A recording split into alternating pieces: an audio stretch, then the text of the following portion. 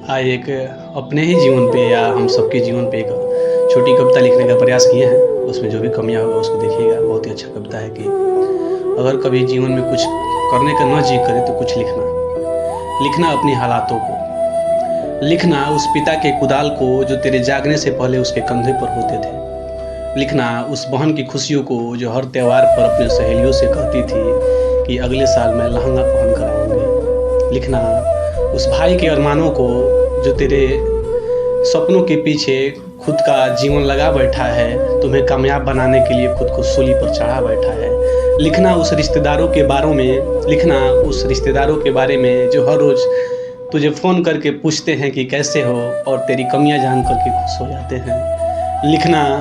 लिखना उस माँ के आंचल के बारे में जो पसीने से ज़्यादा उसके आंसुओं से भीगे रहते हैं जब भी तुम कभी घर से बाहर जाते हो, उसी आंचल से कुछ पैसे निकाल कर तेरे हाथों में थमा देती है। और लिखना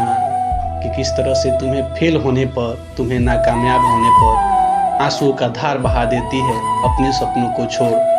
फिर से तुम्हें जीतने की हथियार थमा देती है। लिखना उस झोंपड़ी के बारे में, लिखना उस छत के बारे में किस तरह से थोड़ी सी बारिश में भी टपक जाती थी, लिखना इस तरह से ठंडी के दिनों में एक ही कंबल के नीचे हम सब सो जाते थे, गर्मी में पंखा नहीं होती थी, हम ताड़ के पत्ते से पंखा बना करके उसी का हवा खाते थे। लिखना कि किस प्रकार से हमारे पास फ्रिज थे नहीं, हम मिट्टी के घड़े में पानी रख करके फ्रिज का बताते थे। ये भी लिखना किस तरह से साइकिल पर जूता पहनने की, रद्दी से किताबें खरीद कर पढ़ने की, महंगे साबुन तो नहीं थे, बस उसके जगह पर लाए बॉय रगड़ने की, बासी चावल को प्याज के साथ तलने की,